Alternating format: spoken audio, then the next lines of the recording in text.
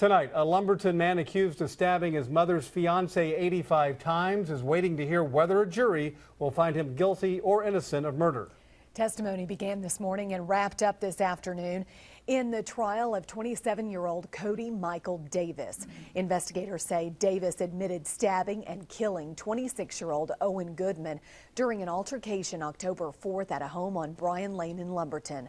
Police found Goodman's body and Davis covered in blood. KFDM's Haley Bull was in court today and joins us now in the studio. And Haley, what are Davis's attorneys saying? Kelly, his attorneys argue it's a case of self-defense, a sentiment Davis echoed when he testified wearing his jail clothing. The district attorney said he's never seen that before at trial, but says it was Davis's choice. On the stand, Davis described jurors repeatedly stabbing the 26-year-old after a fight that started when Davis says Goodman bumped into him. During his testimony, Davis said Goodman picked up a knife. He told jurors, quote, "When he swung the knife is when I felt like I had to protect myself." The state pointed out differences between his claims today and what he initially told investigators. Davis then described stabbing Goodman, saying, quote, "I kept stabbing until he stopped moving." And in later testimony, quote, "It was a lot of emotion into it too. Once I was on top of him, stabbing him."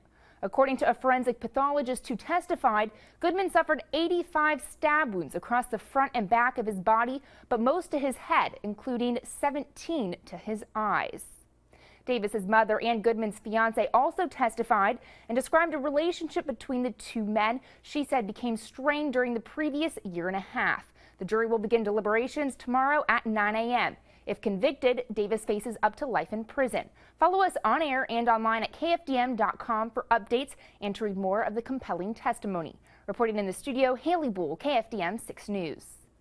All right, Haley, thank you. Now, we posted this story to our KFDM News Facebook page, and so far tonight it has reached about 40,000 viewers. Here are a few of the comments. One viewer writes, quote, "I worked with the victim and now some of his family.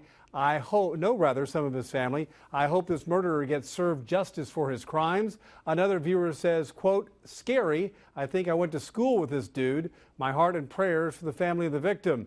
And this one, "Oh my gosh, this is crazy. Things like this don't happen in Lumberton, or so we thought."